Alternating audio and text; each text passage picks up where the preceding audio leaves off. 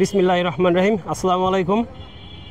আমি আজকে আপনাদেরকে নিয়ে আসছি একটা বিশেষ জায়গায় জন্য বলবো যে বাংলাদেশে যা পেঁয়াজ উৎপাদন হয় তার একটা অন্যতম জায়গা, সেই একটা বাজার, ঠেনঠেনিয়া বাজার ফরিদপুরের।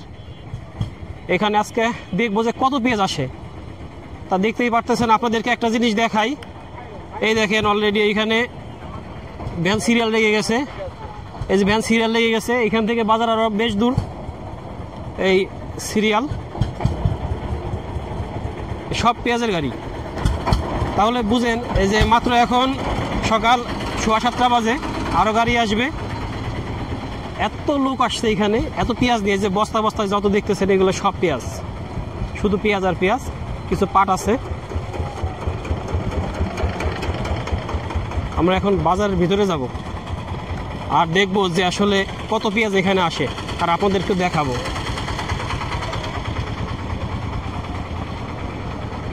বাজার একটা ছোট্ট গ্রামের মধ্যে, কিন্তু যেহেতু এখানে পেঁয়াজের উৎপাদন বেশি হয় এই অঞ্চলে, এই সালতা অঞ্চলে ফরিদপুরে, সেক্ষেত্রে এখানে পেঁয়াজের আমদানিটাও বেশি হয়।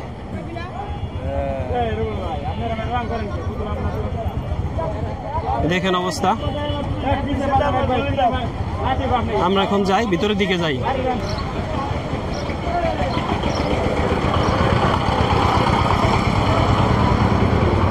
এই আমি এখন বাজারের ভিতরে যাব। শুধু মানুষ আর মানুষ, আর ভ্যান ভরা শুধু বস্তা বস্তা পেঁয়াজ। পেঁয়াজের গাড়ির জ্যাম লেগে গেছে, এরা সিরিয়াল দিয়ে ঢুকতেছে ভিতরে।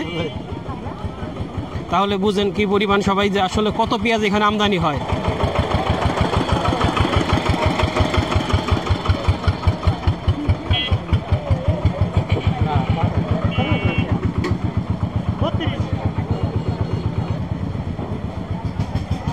বাজারে প্রায় ভিতরের দিকে চলে আসছি।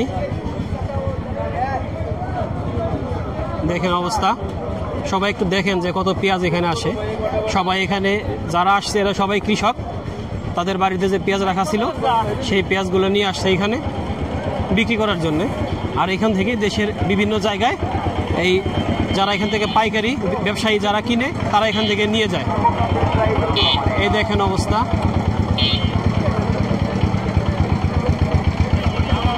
এই দেখেন অবস্থাটা।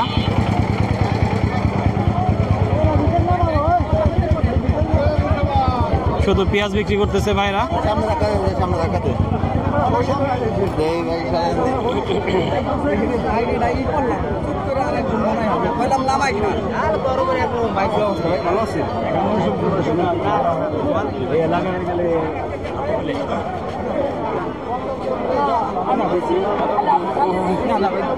এখানে সবাই যার যার পেঁয়াজ নিয়ে বস্তা ধরে এই সিরিয়াল ধরে দাঁড়ায় আছে।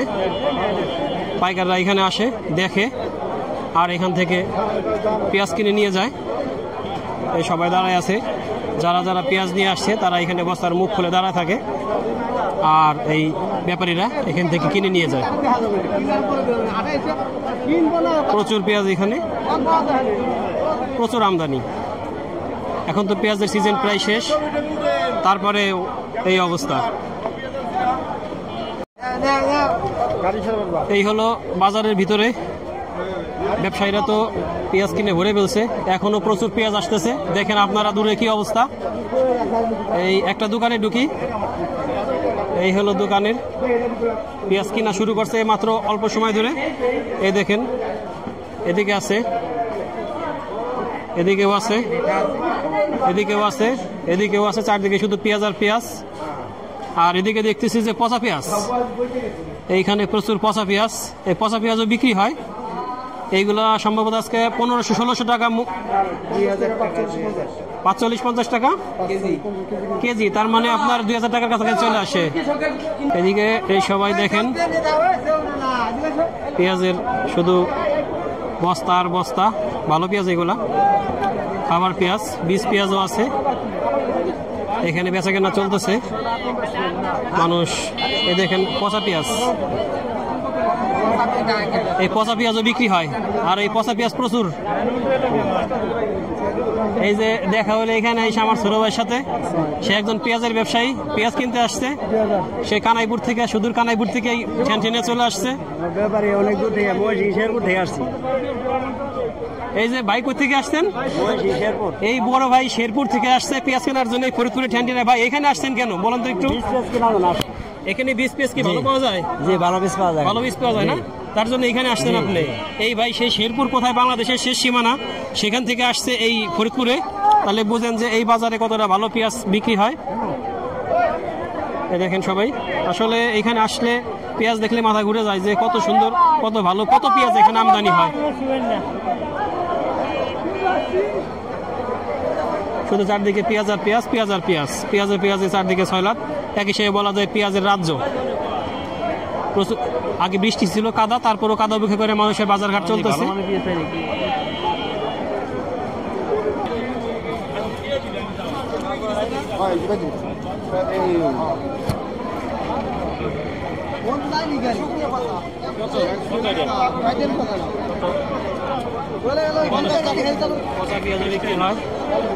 এখানে পচা পেঁয়াজও বিক্রি হয় 50 টাকা 40 টাকা কেজি ধরে না, 50 টাকা 40 টাকা কেজি।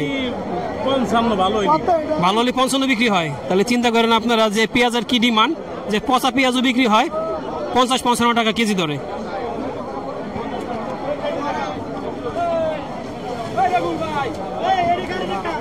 এই যে এখানে এই ভাই নিয়ে আসছে বীজ পেঁয়াজ, এগুলা পরে লাগাবে মূলত। পরে এখান থেকে মুড়ি কাটা পেঁয়াজ হবে না ভাই, এখান থেকে মুড়ি কাটা যে পেঁয়াজটা উঠে, আগাম উঠে, সেই পেঁয়াজটা হয় এই বীজ পেঁয়াজ থেকে। এটা সরাসরি লাগায়। দেখেন অবস্থা, দিকে শুধু পেঁয়াজ আর পেঁয়াজ, চারদিকে শুধু পেঁয়াজ।